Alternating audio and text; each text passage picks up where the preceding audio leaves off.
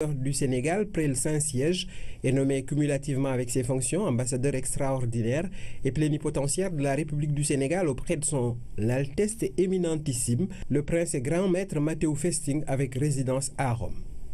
Monsieur Chernian, conseiller des affaires étrangères principal de classe exceptionnelle, ambassadeur du Sénégal au Japon, est nommé cumulativement avec ses fonctions ambassadeur extraordinaire et plénipotentiaire de la République du Sénégal auprès de son Excellence Monsieur Joko Widodo, président de la République d'Indonésie avec résidence à Tokyo.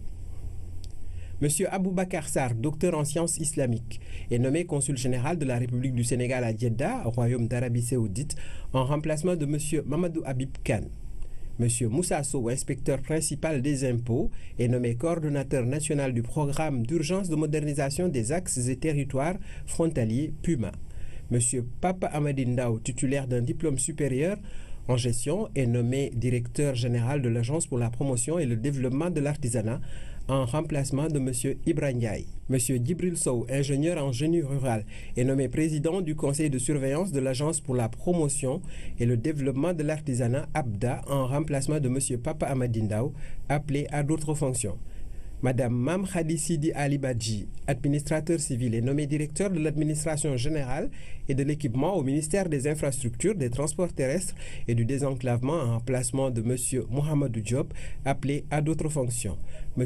Daoud Mbaye, administrateur civil, précédemment conseiller technique au cabinet du ministre de l'Intérieur et de la Sécurité publique, est nommé directeur de l'administration générale et de l'équipement au ministère du Tourisme et des Transports aériens en remplacement de M. Edmond Camara, appelé à d'autres fonctions. Dr Ousmane Adamaya, professeur d'université, est nommé directeur de l'apprentissage au ministère de la formation professionnelle en remplacement de M. Samba Fall, appelé à d'autres fonctions. M. Ibrahima Diallo, administrateur civil principal, est nommé secrétaire général de l'Agence de gestion du patrimoine bâti de l'État, AGPBE. Madame Mariem Ndoye Dekrean, ingénieure polytechnicienne, est nommée coordonnatrice de l'unité de formation et de coordination du Millennium Challenge Account, MCA. Monsieur Geladio Abdoul Sow, professeur de l'enseignement secondaire, titulaire d'un diplôme d'études supérieures spécialisé en administration et gestion, est nommé inspecteur des affaires administratives et financières au ministère des Infrastructures, des Transports terrestres et du Développement en remplacement de Monsieur Mamadou Wade, appelé à d'autres fonctions. C'est signé le ministre porte-parole du gouvernement. C'était le communiqué du Conseil des ministres qui s'est réuni ce mercredi. Le communiqué est lu par Omar Diaw. 5 pays de la sous-région sont à Dakar pour une rencontre sur le pétrole et le gaz. Il s'agit de la première édition du sommet MSGBC. Des décideurs et industriels du secteur pétrolier et du gaz participent à cette rencontre ouverte par le ministre de l'Énergie et du Développement des énergies renouvelables. C'est un compte rendu signé Amadou Aramtiam. Des découvertes de pétrole et de gaz qui placent le bassin sédimentaire MSGBC au cœur des intérêts et des appétits. Une ressource commune que le Sénégal partage avec ses voisins et qui requiert des réflexions pointues sur son exploitation. Ce sommet qui est un premier va davantage créer une dynamique sous-régionale pour que l'Afrique de l'Ouest soit une zone de production, mais aussi d'utilisation qui permettent d'impacter les populations positivement.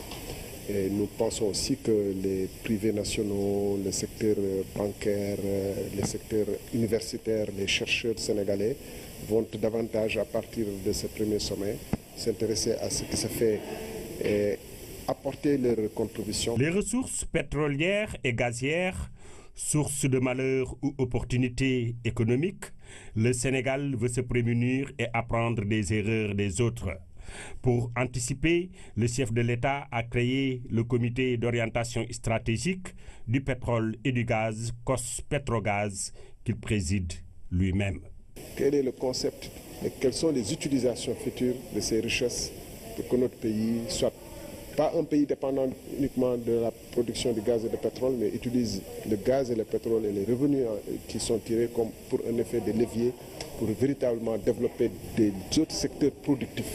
Être un pays où l'économie est diversifiée, mais pas dépendant du gaz et du pétrole. À toutes ces questions, je vous dis encore une fois que le président va délivrer des informations importantes dans les jours à venir à l'occasion de l'installation. Devant les participants, le Sénégal, candidat pays à l'initiative pour la transparence dans les industries extractives ITIE, a décliné les procédures d'octroi de ces blocs. Une période de 6 mois sera donnée aux compagnies pour acheter les données, évaluer et faire des propositions à l'industrie pétrolière. Le ministère va recueillir ces propositions et pendant 1 mois, va informer les compagnies qui auront proposé. Une fois que l'ouverture est faite, il y a une évaluation des offres et ensuite la compagnie qui aura proposé la meilleure proposition est invitée maintenant à négocier. Revenant sur le mauvais carburant qui a défrayé la chronique dernièrement, Thierno Alassane Sall assure que le Sénégal n'en est pas victime et que la SAR a procédé à toutes les vérifications technique. En marge du sommet, le ministre a visité une exposition des industriels. Les travaux préparatoires du 16e sommet de la francophonie prévu samedi et dimanche à Antananarivo se poursuivent. Mardi, la conférence ministérielle a pris le relais du Conseil permanent de la francophonie. Les questions politiques relatives à la situation en RD Congo, le cas de la mer de Chine, le paragraphe sur le Moyen-Orient et le Mali ont dominé les débats du CPF. En exclusivité sur la RTS, la présidente de la commission politique du CPF, par ailleurs représentante personnelle du chef de l'État à cette instance, Madame Penoba, revient sur les points abordés et l'ambiance qui a prévalu à la 99e session du CPF fermée à la presse. Envoyé spécial à Antananarivo, Dahaba. Voici les premières sorties des Sherpas ayant assisté à cette 99e session du Conseil permanent de la francophonie dont les travaux ont tiré en longueur. Les travaux d'aujourd'hui ont tiré en longueur parce qu'il fallait régler tous les problèmes de contentieux. Par exemple, je donne l'exemple du Congo, de la République démocratique du Congo, avec la vision que la Belgique a sur la situation actuelle concernant justement cette transition que la RDC est en train de vivre. Ou bien un autre point, il fallait trouver le consensus autour de la mer de Chine ou encore le paragraphe de la déclaration concernant le Moyen-Orient. Tout ça, ce sont des questions délicates qu'il faut absolument résoudre de manière consensuelle ou à défaut remettre ces points à la conférence ministérielle ou au sommet des chefs d'État. Parce que les chefs d'État, s'ils arrivent, ils doivent trouver tous les documents prêts leur permettant d'entériner et d'avancer. Même si c'est un huis clos, il faut que les chefs d'État tranchent les programmes et autres. Donc les questions diplomatiques, de cette façon, il faut absolument les résoudre. Sur ces questions diplomatiques qui étaient au menu de cette assemblée à huis clos, dont la presse a pu avoir les images avant le démarrage de la rencontre, le consensus sur la situation politique en RD Congo a refait l'objet de débats. On est en diplomatie. Par exemple, rien que la question sur le Congo, on a mis plus d'1 heure de temps à reprendre, ce qui est assez paradoxal, le consensus qu'on avait déjà au niveau de la résolution sur les conflits. Ça veut dire que le débat a été ouvert, ce qui n'était pas par la Belgique, ce qui ne devait pas être. Mais une fois que le débat est ouvert, on voit tout le passé entre le Congo et la Belgique qui ressurgit à travers ce débat. Et ce sont des points importants. Et vous savez, certains pays comme le Gabon, par exemple, le Burundi ou la situation du Mali, ce sont des questions, il faut les examiner et voir quelle est la meilleure solution et surtout trouver les voies d'encouragement de ces pays pour aller de l'avant en termes de démocratie, de résolution des conflits et de lutte contre le terrorisme. Le CPF a également examiné le déroulé de la cérémonie officielle d'ouverture du 16e sommet des chefs d'État et de gouvernement de la francophonie. C'est qu'il faut voir et regarder les temps de prise de parole pour le sommet. Mais au-delà des temps de prise de parole du sommet, toutes les résolutions, il y a plusieurs résolutions qu'on doit adopter à côté, vous savez, de la déclaration. Et c'est le CPF qui est la cheville ouvrière en réalité du sommet. Donc, tous les travaux ont été vus à la commission politique que préside le Sénégal. Aujourd'hui, le CPF devait voir tous les éléments avant qu'on ne soumette les conclusions, les relevés des conclusions, des décisions à la conférence des ministres. La conférence ministérielle de la francophonie qui se réunit donc une fois par an est ici à sa 32e session. Les ministres des Affaires étrangères des États et gouvernements membres ou observateurs de la francophonie y siègent ou encore les ministres en charge de la francophonie. Le Sénégal est représenté à cette 32e session de la conférence ministérielle par le ministre de la Culture, Mbagnick Ndiaye, en attendant l'arrivée du ministre des Affaires étrangères, Mankeur Ndiaye, qui préside les travaux du Conseil de sécurité en New York. Mankeur Ndiaye avait passé le témoin à Madame Béatrice Attala, ministre des Affaires étrangères malgache. C'est elle qui préside cette 32e conférence ministérielle de la francophonie. La CMF a 2 jours pour transmettre ses conclusions aux chefs d'État et gouvernement, des chefs d'État dont l'arrivée est prévue pour la plupart d'entre eux vendredi, ici à Madagascar. Parmi eux, le président de la République, Macky Sall, qui est par ailleurs le président en exercice du sommet de la francophonie. Le président Macky Sall va passer le témoin à son homologue malgache. Ce sera samedi, dans l'après-midi en plénière, mais ce sera bien sûr après la cérémonie officielle d'ouverture de ce 16e sommet de la francophonie. Madagascar accueille donc le 16e sommet de la francophonie. Ce pays, à travers les chantiers de ce sommet, a pu créer en un temps record près de 4000 emplois à temps plein et redonner au BTP un nouvel essor. Pour son président, Madagascar va relancer son économie à travers ce sommet. Voici le président malgache au micro de notre envoyé spécial à Antananarivo. D'abord, parce que Madagascar partage les valeurs de la francophonie. Ensuite, notre objectif a toujours été clair. Comment offrir une activité génératrice de revenus à nos entreprises, nos jeunes ingénieurs, ouvriers, main-d'œuvre qualifiée. De grands chantiers ont été décidés afin que le secteur des bâtiments et travaux publics, par exemple, puisse enfin redécoller après 5 années de morosité durant la crise. Les résultats s'enchaînent maintenant. Plus de 3000 emplois directs créés durant la réalisation de ces grands chantiers. Rien que sur ce chantier du village de la francophonie, 800 ouvriers se sont relayés durant les 75 jours de travaux. Les citoyens malgaches doivent le savoir. Les projets érigés et bâtis pour la francophonie ont profité aux Malgaches et profiteront aux Malgaches. Ce fut une chaîne de solidarité et d'intérêt commun touchant toutes les classes sociales, des transporteurs aux petites et grandes entreprises, en passant par les gargotiers, riverains des chantiers et qui ont nourri quotidiennement les milliers de travailleurs présents sur les chantiers. Sur le plan économique, beaucoup profiteront et ont profité du sommet. Avant le sommet, je dirais, nous avons déjà commencé et nous n'allons pas nous arrêter en si bon chemin. Nous allons poursuivre avec comme seul objectif l'intérêt du peuple malgache en transcendant et en dépassant toute autre contingence pour prouver au monde entier que les Malgaches sont tout à fait capables de se prendre en main et de façonner leur avenir. Nous aurons les temps forts de ce sommet de Madagascar sur la francophonie dans nos prochaines éditions. Le Sénégal opte pour un dialogue franc et sincère à la place des armes pour résoudre la crise syrienne. Cette position du Sénégal a été relayée par son ambassadeur représentant auprès des Nations Unies. Il dirigeait une réunion du Conseil de sécurité de l'ONU sur cette crise. La détérioration des conditions humanitaires dans ce pays a beaucoup préoccupé le Conseil. Envoyé spécial à New York, Khalisek. La situation assez tendue en Syrie a eu des ramifications jusqu'au Conseil de sécurité des Nations Unies, est-on tenté de dire.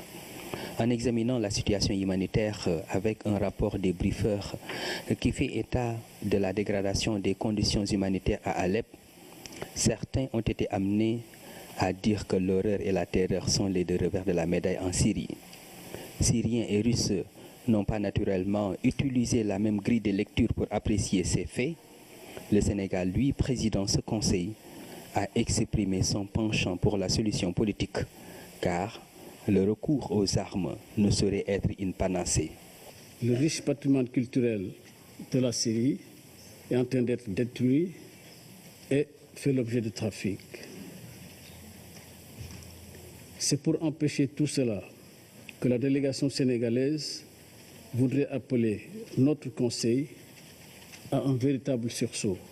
L'initiative courageuse entreprise par nos porte-plumes, j'ai cité la Malaisie, l'Espagne et la Nouvelle-Zélande, initiative qui veut l'adoption d'une nouvelle résolution pour mettre fin à la violence en Syrie, à Alep plus particulièrement. Cette initiative nous paraît salutaire. Nous devons la soutenir parce que nous le devons à la population syrienne martyre, nous le devons aux valeureux travailleuses humanitaires de tous bords qui sans relâche se déploient en sacerdoce sur le terrain syrien pour soulager les populations civiles. Nous le devons puisque nous sommes tous d'accord qu'il ne peut y avoir de solution militaire au conflit. Après un débat qui n'a pas abouti à un consensus du Conseil de sécurité des Nations Unies sur la Syrie, ce conseil qui s'est retrouvé en salle de consultation pour approfondir la réflexion garde tout de même une lueur d'espoir. On va parler donc à suivre après le journal à les temps forts de la visite du président Macky Sall au Fonds monétaire international. C'était la semaine dernière. Le chef de l'État qui s'est entretenu avec la directrice générale Christine Lagarde devant les personnels du FMI et de la Banque mondiale. Des discussions autour du financement des projets de développement en Afrique et du plan Sénégal émergence à suivre après cette édition. Les études des plans directeurs d'assainissement sont bouclées. Elles montrent que le réseau existant à Saly peut être densifié. Celui prévu à Pointe-Sarène doit être aux normes en vigueur lors de la restitution qui s'est faite à travers un atelier tenu à Mbour. Le directeur de l'ONAS a révélé que la prochaine étape est l'appel d'offres Hamidou Diop. Les cabinets EDE et Hydroconsul International, en charge respectivement des études de faisabilité des plans directeurs d'assainissement de Mbour et de Pointe-Sarène, ont fini leurs travaux. La restitution se fait en présence des autorités du ministère de l'Hydraulique et de l'Assainissement, de l'ONAS et des autorités municipales des communes concernées. On a fait la restitution de l'étude du plan directeur de Saly, d'abord d'un montant global de 42 milliards. Les 27 pour le drainage des eaux de pluie et les 15 milliards pour l'assainissement des eaux usées. Et juste après cette présentation pour Saly, nous avons fait la présentation aussi du réseau d'assainissement de Pointe-Sarène. Comme vous le savez, Pointe-Sarène fait partie des 27 projets phares du plan Sénégal émergent défini par le chef de l'État, le président Macky Sall. Donc l'ONAS a pris les devants avec la SAPCO pour faire les études nécessaires pour doter d'abord de Pointe-Sarène d'un plan d'assainissement global d'un montant de 15 milliards. L'étude menée a montré que Saly dispose d'un réseau d'assainissement de 7,8 km capable de supporter d'autres branchements. En revanche, la commune ne dispose pas de réseau d'assainissement pour les eaux pluviales. Ces plans directeurs d'assainissement permettront de régler les problèmes pour Saly et Pointe-Sarène une fois financés. Les financements de toute façon seront supportés par l'État du Sénégal. D'abord en priorité par le ministère de l'Hydraulique et de l'Assainissement qui a pour mission quand même de mettre en œuvre la politique du chef de l'État dans ces deux sous-secteurs, l'assainissement et l'hydraulique. Donc à la suite quand même de ces études, il ne sera pas difficile de pouvoir mobiliser les ressources nécessaires pour faire ces travaux. Et je pense que vous l'avez suivi, les partenaires techniques et financiers ont une grande confiance au chef de l'État et à la politique mise en œuvre. Les PDA en réalité doivent être élaborés évidemment par les communes.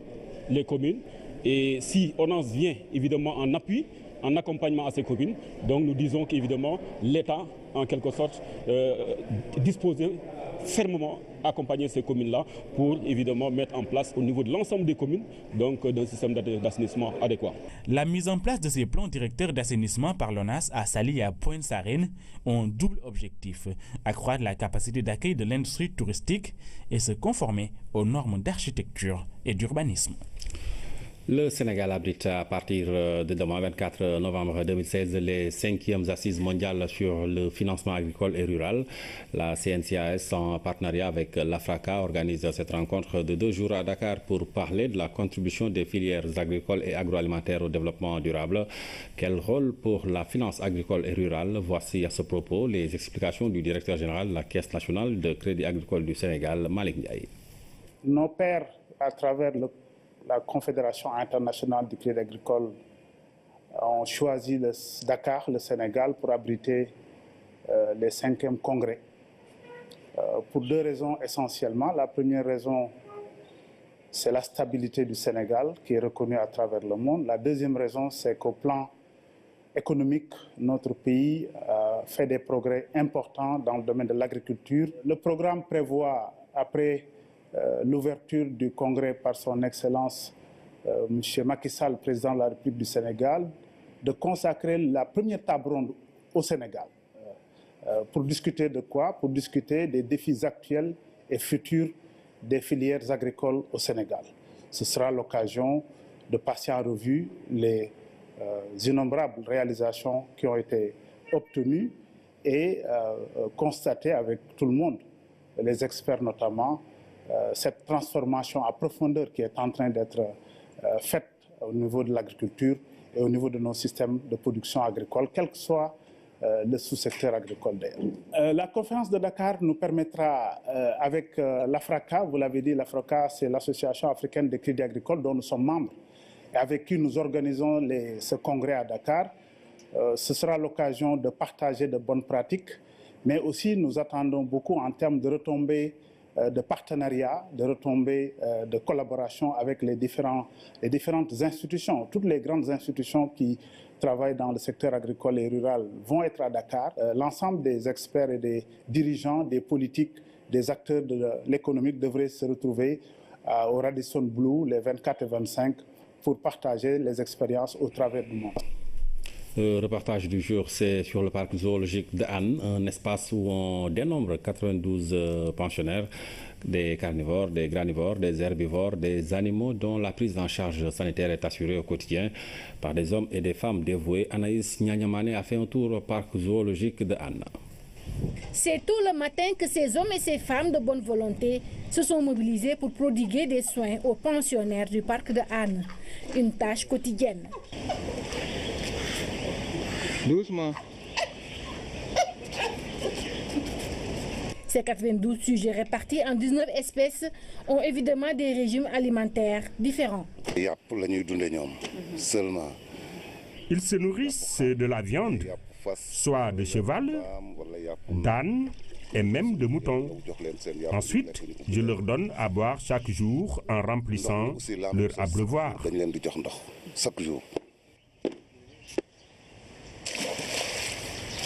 Je cherche des crocodiles et des hyènes, des chimpanzés, des pitons aussi. Ils mangent chaque jour. Tous les matins, ils mangent. Des fois des poissons, les crocodiles, ils mangent des poissons, souvent des viandes, sans eau, même des poulets aussi.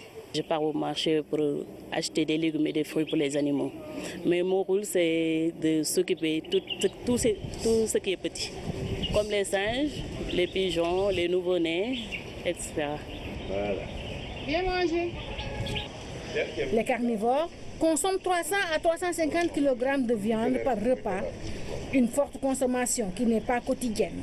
Il y a des sujets comme les lions, ils mangent au moins 18 kg par semaine et par individu.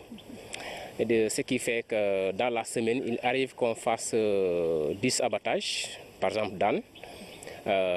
Autrement dit, dans le mois, vous avez 30 sujets d'âne qui sont abattus pour l'alimentation des lions. Pour les autres animaux, même le tigre, sa consommation hebdomadaire frôle les 18 kilos semaine. On ne fait pas une alimentation journalière comme ça, parce qu'il faut essayer de remettre l'animal un temps soit peu dans son milieu naturel. Des affections naissent à force de s'occuper de ces animaux. Quand je parle, ils se lèvent tous et viennent vers moi.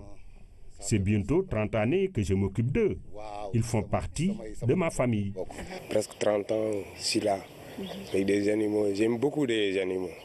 Et puis j'adore les animaux, vraiment, vraiment. Je peux dire que ce sont mes amis, en même temps, ce sont mes bébés aussi. Cette alimentation variée et riche n'est pas gratuite. À part le budget de l'État, des sociétés et des bonnes volontés appuient en nature le parc. C'est sur la base du budget que nous avons que nous fonctionnons. Même si tant que c'est possible d'améliorer cela, c'est bon. Mais il y a aussi de bonnes volontés qui participent. Ils ne sont pas si nombreux que ça, mais quand même, il y a de ces bonnes volontés qui participent souvent sous la base de dons. C'est des animaux à recycler, donc les gens qui ont leur volaille, ou bien qui ont un cheval accidenté, ou bien à réformer.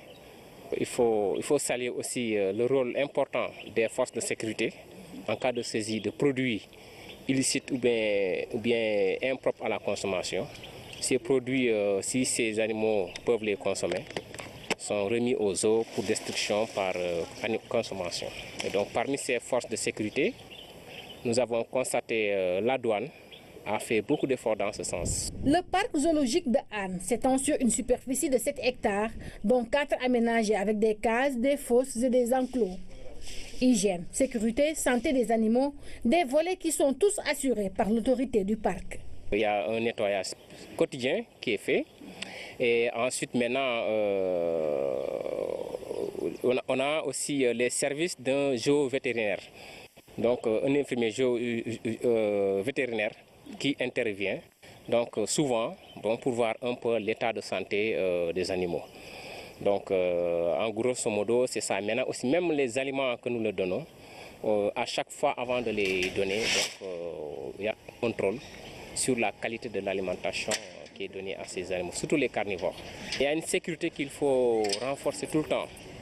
D'abord, la sécurité par rapport aux sujets, donc, qui sont des êtres vivants, qu'il faut veiller sur leur sécurité en tant qu'animaux, mais aussi par rapport aux visiteurs. Et à chaque fois, même par rapport aux travailleurs, vous avez vu, c'est un personnel dévoué, expérimenté, donc on veille toujours sur la qualité du matériel. Donc les grilles, par exemple, pour tous les fauves, sont renouvelées chaque fois. Pour nourrir tous ces animaux, il faut un approvisionnement régulier en aliments. Et pour cela, l'État et les Sénégalais doivent mieux accompagner en nature ou en espèces ces braves hommes et femmes qui s'activent pour rendre notre zoo nationale plus attrayant. Dans la rubrique santé, on évoque ce soir les troubles qui touchent le nerf sciatique. La partie touchée fait que les populations appellent cette maladie la sciatique. Elle se caractérise par des douleurs invalidantes. Oumou Baldé nous en dit un peu plus. La sciatalgie, communément appelée sciatique, est un grand motif de consultation en neurologie. Ces symptômes qui touchent le grand nerf sciatique se caractérisent par de fortes douleurs qui suivent le trajet du nerf sciatique. Il y a un nerf qui se trouve au bas des dernières vertèbres. Ce sont les vertèbres lombaires. Donc, parmi les nerfs qui sortent d'entre deux vertèbres, il y a un ensemble de filets nerveux qui vont se rassembler pour descendre le long du membre inférieur, donc derrière la cuisse, derrière le mollet, le long de la jambe. C'est un nerf qui est très long, assez gros en termes de diamètre, parce qu'il doit commander et recevoir l'information d'une zone extrêmement musclée, donc les cuisses, les mollets, et supporter aussi l'exercice de marche ou la station debout. C'est ce qu'on appelle le nerf sciatique. Parmi les facteurs favorisant ce trouble, vient en tête le mode de vie. Je vous l'explique à partir de cette maquette. Si vous regardez deux vertèbres, entre ces deux vertèbres, il y a un matériel qu'on appelle le disque, qui est une sorte d'éponge, qui joue un rôle d'amortisseur, par exemple. C'est important, j'en profite pour le dire tout de suite, de boire beaucoup d'eau, parce que quand on n'est pas bien hydraté, les premières structures qui vont perdre leur eau, parce qu'elles ne sont pas vitales, ce sont les cartilages. Et le disque en fait partie. En ce moment-là, c'est comme une éponge. Quand vous buvez beaucoup d'eau, l'éponge se gorge d'eau et gonfle. En ce moment-là, les vertèbres vont s'éloigner les unes des autres. Quand vous manquez d'eau, l'éponge se ratatine. Ici, le disque va se ratatiner. À ce moment-là, les vertèbres vont se rapprocher. Et quand deux vertèbres se rapprochent, jusqu'à des fois se toucher, ils vont coincer le nerf. Ça va déclencher une douleur sur le trajet du nerf coincé. Et si c'est au niveau des nerfs de la région lombaire, Comme si c'est au niveau des nerfs qui vont donner le nerf sciatique, vous allez avoir une douleur qui va suivre le trajet du nerf sciatique. C'est ça qu'on appelle la sciatalgie en médecine ou douleur du nerf sciatique. La plupart des cas sont correctement pris en charge si seulement le diagnostic est posé très tôt. Dans certaines situations, seule la chirurgie peut réparer le dérèglement. Alors, quand c'est un disque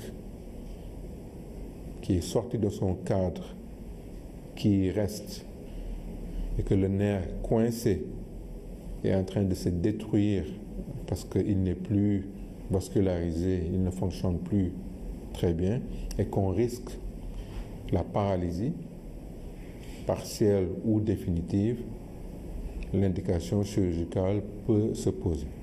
En ce moment-là, on va procéder à une opération chirurgicale où on peut enlever le disque s'il est complètement détruit ou remplacer ce disque par un autre matériel qui permet la bonne harmonisation de la colonne vertébrale. Même si l'intervention chirurgicale réussit, elle doit être combinée à de la kinésithérapie, mais aussi à une hygiène de vie avec l'activité physique, ce qui renforce le capital musculaire. Je vous l'annonçais dans les titres, l'invité de ce 20h est Cheikh Ndiaye, le directeur général du CICES. Monsieur Ndiaye, bonsoir. Bonsoir. Alors avec vous, nous allons parler de cette édition donc 2016 de la FIDAK qui démarre demain. Alors où est-ce que vous en êtes au niveau des préparatifs? Est-ce que tout est fin prêt? Je vous remercie de m'avoir donné l'occasion de parler de la 25e édition de la FIDAK. Effectivement, la FIDAK 2016 démarre demain, le 24, pour terminer le 9 décembre. Nous sommes en plein préparatif. Actuellement, nous sommes sur le point de délivrer les stands et nous avons un très bon niveau de construction des stands. Actuellement, à la date d'aujourd'hui, certains stands sont en train d'être livrés. Et je voudrais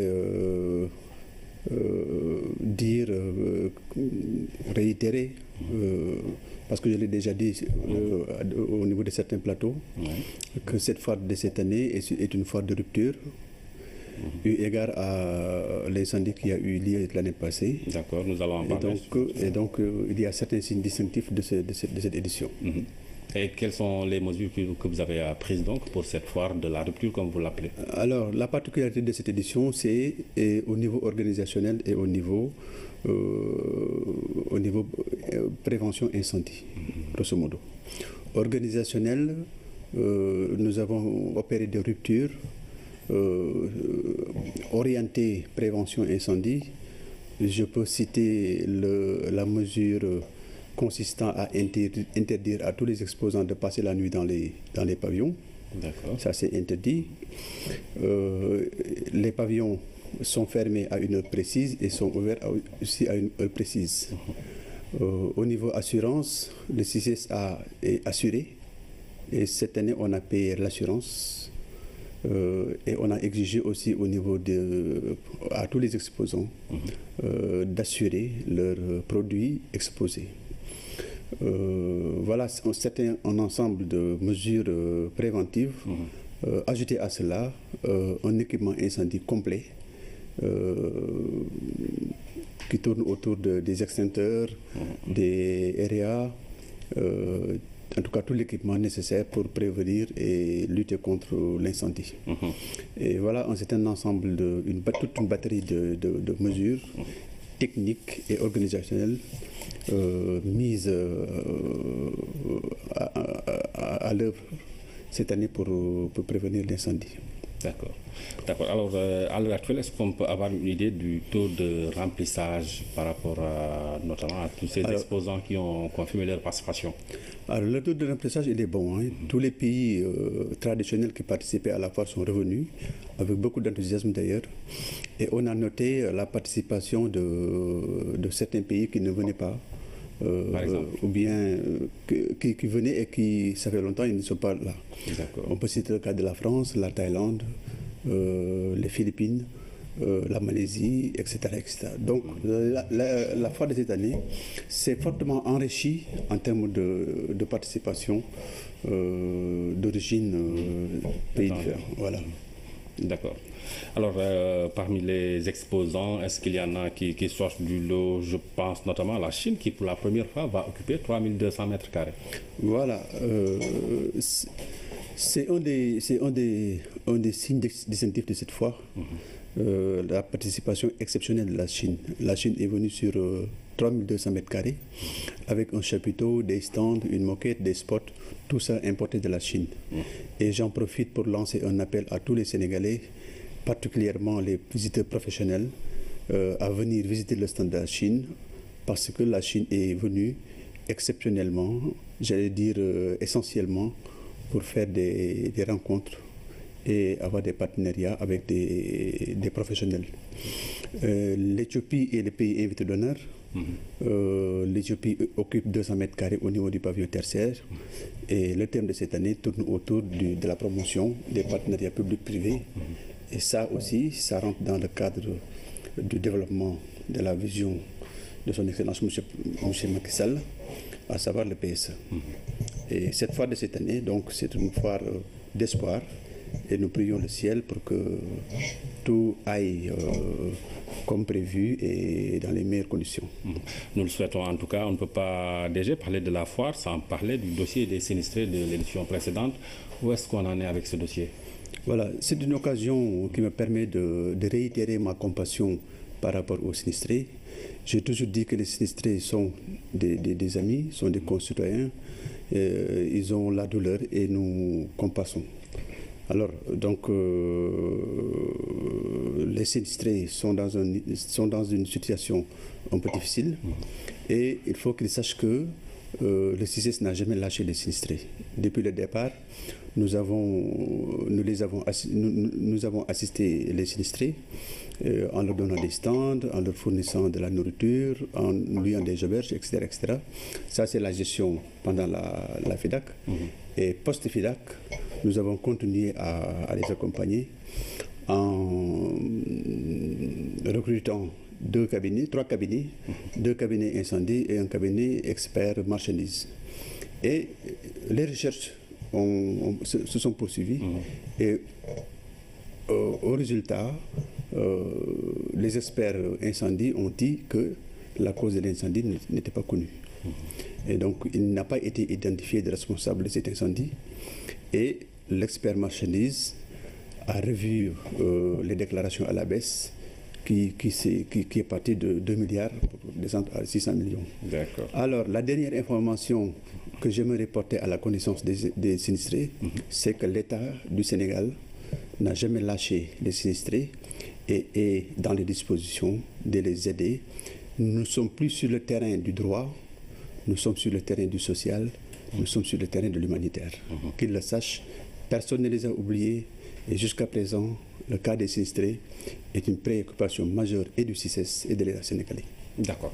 Cheikh Ndiaye, directeur général du CICES, l'événement, c'est donc demain, jeudi, le coup d'envoi de cette 25e édition de la Foire internationale de Dakar. Alors, le programme de la première journée, on peut l'avoir rapidement? Alors, c'est demain la cérémonie officielle de la 25e FIDAC. Et le Premier ministre nous espérons qu'il sera là. Et tous les Sénégalais sont conviés à venir, nombreux, assister à la cérémonie d'ouverture de cette 25e FIDAC.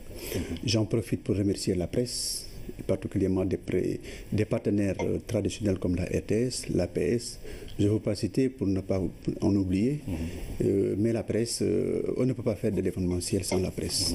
Donc soyez rassurés que le CICES est à vos côtés et ne ménagera aucun effort pour vous offrir les conditions les meilleures pour mener à bien votre mission. Voilà, Cheikh Ndiaye, je vous remercie. Je rappelle que vous êtes le directeur général du CICES et que vous étiez sur ce plateau pour nous parler du démarrage demain de la 25e édition de la Foire internationale de Dakar. Le pèlerinage à la Mecque 2016, la délégation générale tire un bilan satisfaisant de cette édition. Une équipe soudée et dynamique est à l'origine de cette bonne organisation, selon le délégué général Ndeye Aïda Dia. Cette année, le pèlerinage à la Mecque s'est déroulé sans incidence majeure, contrairement aux années précédentes. Une performance que la délégation générale au pèlerinage explique par plusieurs facteurs, notamment une équipe soudée, l'expérience des uns et des autres combinée aux nouveaux objectifs. Nous nous sommes appuyés, comme je l'ai dit tantôt, sur une équipe de gens compétents, loyaux et disponibles. Parmi eux, des hommes expérimentés, le conseiller spécial, le conseiller Bamar, des jeunes comme l'imam Djabel Kouaté, et un esprit de concertation, un esprit d'engagement. Sur le quota de 10 500 pèlerins accordés au Sénégal par l'Arabie Saoudite, le Sénégal a amené 10 427 pèlerins avec 20 missionnaires. Parmi ces pèlerins, on retrouve beaucoup de jeunes. La tutelle salue l'organisation de ce pèlerinage en général. Monsieur le Président de la République, Son Excellence Monsieur Macky Sall, a une très haute appréciation de ce 5e pilier de l'islam. Compte tenu de la valeur religieuse de ce pilier et de son très fort coefficient social auprès de nos populations. Et c'est pour cela qu'après les expériences vécues dans l'organisation du pèlerinage, le chef de l'État a impulsé une nouvelle dynamique de réforme afin que le Hajj puisse bénéficier des meilleures conditions d'accomplissement. La délégation générale compte poursuivre ce changement de paradigme. Elle va démarrer l'organisation du prochain pèlerinage 2017 dès le mois de février. L'actualité internationale sous forme de brèves illustrées nous conduit en Allemagne, en Colombie, en Guinée équatoriale, où se tient le sommet de Malabo qui note le retrait de 9 pays participants. Philomène Constance Diagne. Le Maroc s'est retiré du sommet afro-arabe ouvert ce matin à Malabo en Guinée équatoriale. 8 autres pays arabes dont l'Arabie Saoudite et les Émirats ont suivi le rang des déserteurs. Ces pays protestent contre la présence du Front Polisario. Le Royaume reproche au sommet de ne pas respecter la décision prise en 2013. Il s'agit de la participation aux travaux des pays membres des Nations Unies. Or, le Polisario n'en est pas un. Le retrait de ces 9 pays risque de fragiliser le sommet de Malabo. L'accord de paix avec les FARC sera ratifié jeudi par le Congrès, signé le 26 septembre à Carthagène des Indes. La première version a été refusée dans les urnes le 2 octobre dernier. Le nouvel accord a été négocié entre le gouvernement colombien et les FARC pour intégrer les critiques formulées par les partisans du non, dont la figure de proue est l'ex-président Álvaro Uribe. La nouvelle mouture du texte sera signée par le président Juan Manuel Santos et Rodrigo Londoño, alias Timoshenko, sur la scène du théâtre Colón dans le centre de Bogota demain. 900 vols Lufthansa annulés en Allemagne. Cela est dû à une grève des pilotes de la compagnie. Environ 100 000 passagers seraient touchés par cette grogne sociale. En effet, ces pilotes Lufthansa réclament une hausse des salaires. C'est la 14e fois depuis le début du conflit en avril 2014 que la compagnie vit ces mouvements de grève. Le syndicat des pilotes et la direction n'ont pas encore trouvé d'accord. L'annulation de 912 vols est prévue pour demain. L'association de la presse sportive ANPS a procédé à l'élection des meilleurs sportifs de l'année 2016. Pape Ibnoba, meilleur footballeur local, Modulo, meilleur lutteur et Sadio Mané, ballon d'or sénégalais. Sur 33 organes de presse, 23 ont voté. Fatoumata Savané. Le plateau de la RTS1 pour élire les meilleurs sportifs de l'année 2016. L'association de la presse sportive ANPS s'est associée à la télévision nationale pour sacrer les meilleurs athlètes du pays. Nous sommes là pour le public et vraiment c'est une fierté vraiment que ce soit la RTS qui soit choisie. Et vraiment c'est avec un grand plaisir que nous allons vous accompagner. 33 organes de presse ont été ciblés, 23 ont voté. Les journalistes sportifs ont choisi 3 lauréats dans 3 catégories de 5 nominés. Le trophée du meilleur footballeur local a été décerné à Pape Ibnouba, ancien attaquant de la Linguère, évoluant aujourd'hui sur les couleurs du Stade de Mbour. Le meilleur lutteur est Modou Haraglo de l'écurie Rock Énergie, le lutteur le plus populaire de sa génération. Et le ballon d'or sénégalais est attribué à l'international Sadio Mané qui évolue à Liverpool. L'Association nationale de la presse sportive estime que valoriser nos sportifs est un sacerdoce. Cet événement aussi, c'est l'occasion d'honorer les anciens. Cette année, les parrains, c'est 3 grands athlètes. Je dis 3 grands athlètes, je pèse mes mots. Il s'agit de Malik Mbaye, c'était un triple sauteur, il faisait de la longueur, il a été recordman de France, il a été champion de France. Ensuite, il y a Papa Gallo Thiam, qui a été aussi sauteur, mais sauteur en hauteur. Et enfin, il y a Abdoulaye Seydi Abdou Sey, qui a même remporté une médaille olympique avec l'équipe de France. Ces 3 personnes, ce sont des références, ce sont des modèles qui ont porté le maillot de l'équipe de France. Ce sont des patriotes. Et nous l'avons fait cette année parce que nous disons que notre athlétisme est dans une très grande détresse. Voilà des exemples, voilà des références. La cérémonie de remise de ces prestigieux trophées aura lieu le 18 décembre 2016 à 10 h au théâtre Daniel Sorano. Les sportifs du Sénégal seront à l'honneur. Voilà, le journaliste sportif sénégalais qui était donc ici dans nos locaux à la RTS pour l'élection des meilleurs sportifs de l'année. Dakar ouvre son Global Network Operation Center. Le groupe Sonatel et ses partenaires, groupe Orange et Huawei, mutualisent leurs efforts. Le GNOC est un grand projet de transformation. Il a coûté 80 millions d'euros. De Dakar, les réseaux de 9 pays d'Afrique sont supervisés à Thierno Amaroussi. Top départ, le Global Network Operation Center s'ouvre officiellement à Dakar. 80 millions d'euros d'investissement, 140 emplois directs, un pari d'avenir, fruit d'un partenariat Groupe Orange et Huawei. La qualité des réseaux, c'est important, mais le plus important, c'est l'expérience des clients. Donc ça, c'est le premier volet très important de ce contrat. Et le deuxième, c'est tout ce qui concerne la partie de la compétence des gens, donc les ressources humaines. Et c'est pour ça que c'est très important pour nous de les mettre ici, en Afrique, près des réseaux. Genok à Dakar, c'est le groupe Sonatel qui engage un projet de transformation avec comme finalité le renforcement de sa compétitivité. C'est la première fois qu'un centre de supervision de réseau de cette taille, de cette importance, est installé en Afrique de l'Ouest.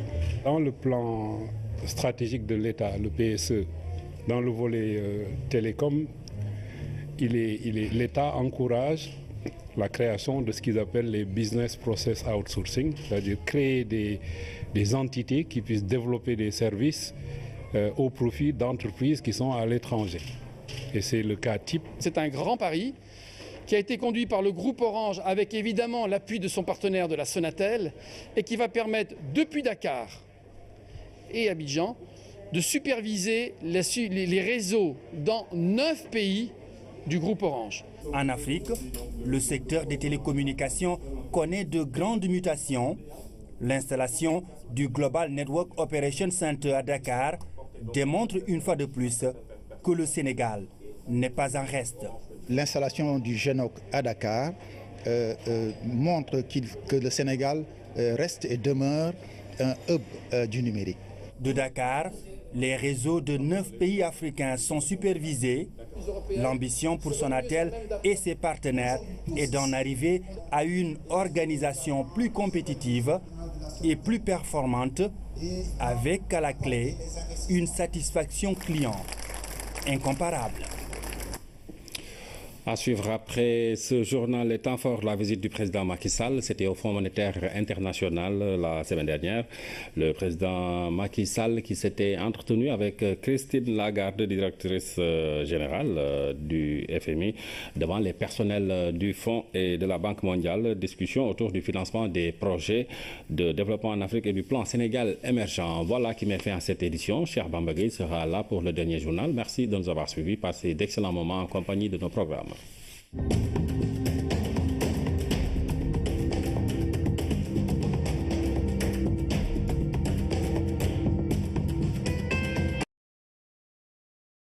RD Congo, le cas de la mer de Chine, le paragraphe sur le Moyen-Orient et le Mali ont dominé les débats du CPF.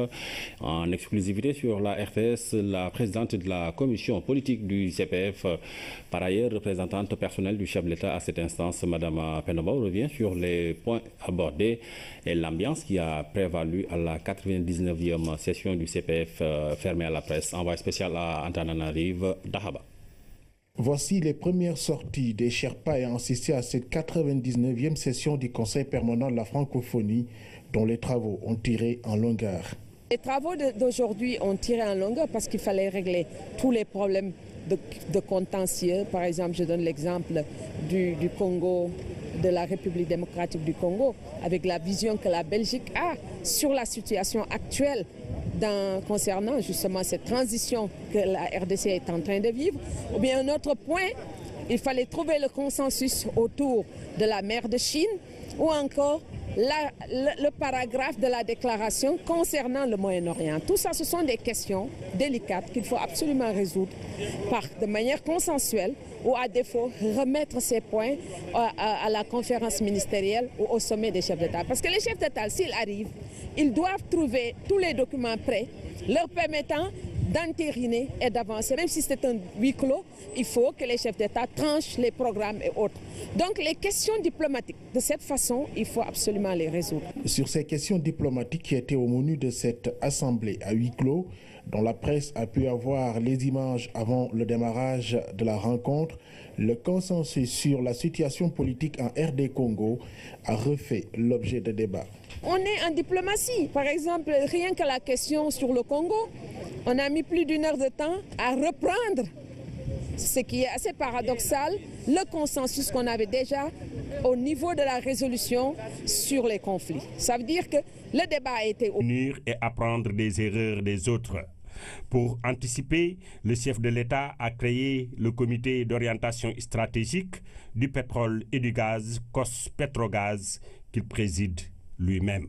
Quel est le concept et quelles sont les utilisations futures de ces richesses pour que notre pays soit pas un pays dépendant uniquement de la production de gaz et de pétrole, mais utilise le gaz et le pétrole et les revenus qui sont tirés comme pour un effet de levier pour véritablement développer des autres secteurs productifs. Être un pays où l'économie est diversifiée, mais pas dépendant du gaz et du pétrole. À toutes ces questions, je vous dis encore une fois que le président va délivrer des informations importantes dans les jours à venir à l'occasion de l'installation. Devant les participants, le Sénégal, candidat pays à l'initiative pour la transparence dans les industries extractives, ITE, a décliné les procédures d'octroi de ces blocs. Une période de 6 mois sera donnée aux compagnies pour acheter les données, évaluer et faire des propositions à l'industrie pétrolière. Le ministère va recueillir ces propositions et pendant 1 mois va informer les compagnies qui auront proposé. Une fois que l'ouverture est faite, il y a une évaluation des offres et ensuite la compagnie qui aura proposé la meilleure proposition est invitée maintenant à négocier. Revenons sur le mauvais carburant qui a défrayé la chronique dernièrement.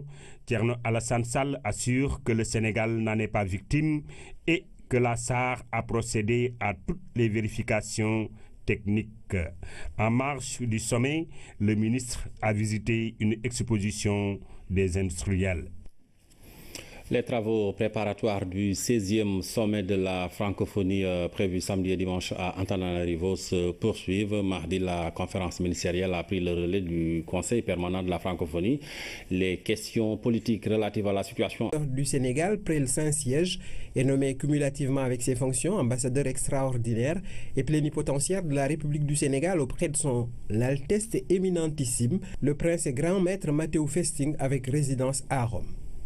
Monsieur Chernian, conseiller des affaires étrangères principal de classe exceptionnelle, ambassadeur du Sénégal au Japon, est nommé cumulativement avec ses fonctions ambassadeur extraordinaire et plénipotentiaire de la République du Sénégal auprès de son Excellence Monsieur Joko Widodo, président de la République d'Indonésie avec résidence à Tokyo.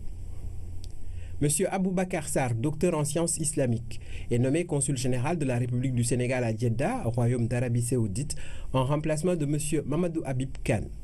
M. Moussa Sow, inspecteur principal des impôts, est nommé coordonnateur national du programme d'urgence de modernisation des axes et territoires frontaliers PUMA. M.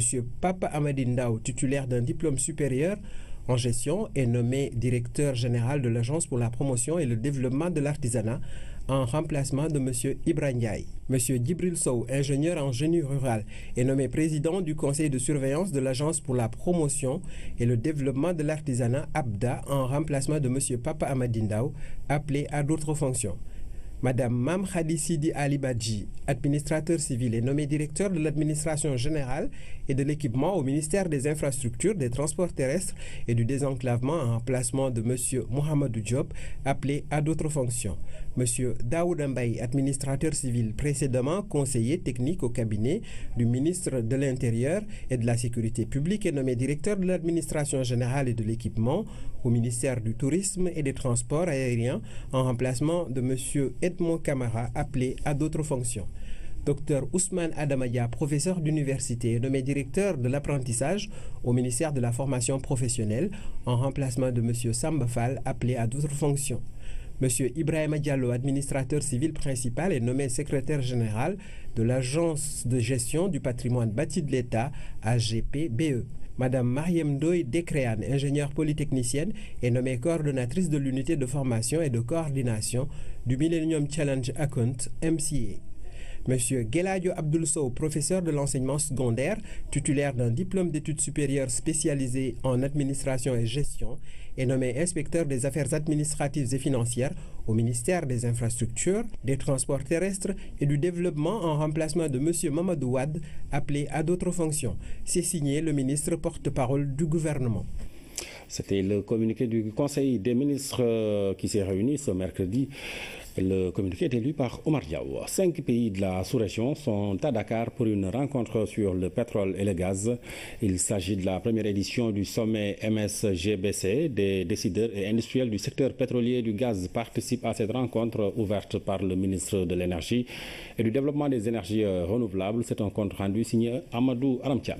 Des découvertes de pétrole et de gaz qui placent le bassin sédimentaire MSGBC au cœur des intérêts et des appétits.